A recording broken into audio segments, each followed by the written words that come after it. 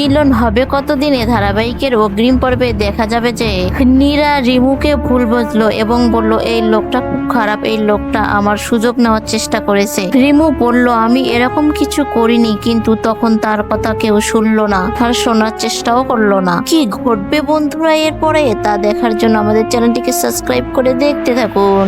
নীরা এলাকে বলল আমি আমার সাথে হওয়া এই অপমান কিছুতেই সহ্য করব না, আমি পুলিশের কাছে এফআইআর করব রিমুর নামে। এ কথা শুনে গোরা অনেক রেগে গেল এবং রিমুর গালে একটা কষে থাপ্পড় মারলো। অন্যদিকে বেচারি নীরা তো ভেঙে পড়েছে, কি করবে সে। নীরার বাড়িতে ফিরতে দেরি হচ্ছে, এজন্য নীরার মা এবং ফুপি চিন্তায় গদমদ হয়ে উঠেছে।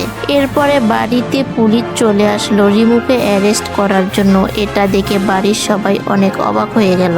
রিমু বাড়ির সবাইকে বলল আমি এই কাজ করিনি, কিন্তু কেউ তার কথা বিশ্বাস করলো না। কি হতে চলেছে বন্ধুরা, চাঞ্চল্যকর ভিডিও।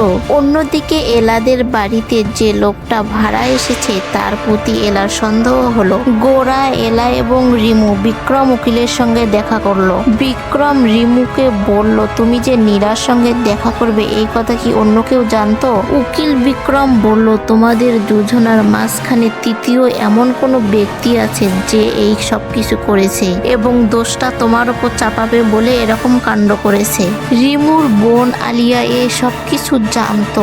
আলিয়া মনে মনে বলল এইবার তুমি কিভাবে নিজেকে সামলাবে, কিভাবে পরিবার রক্ষা করবে, ঘরকে সামলাবে নাকি বাহিরে সামলাবে?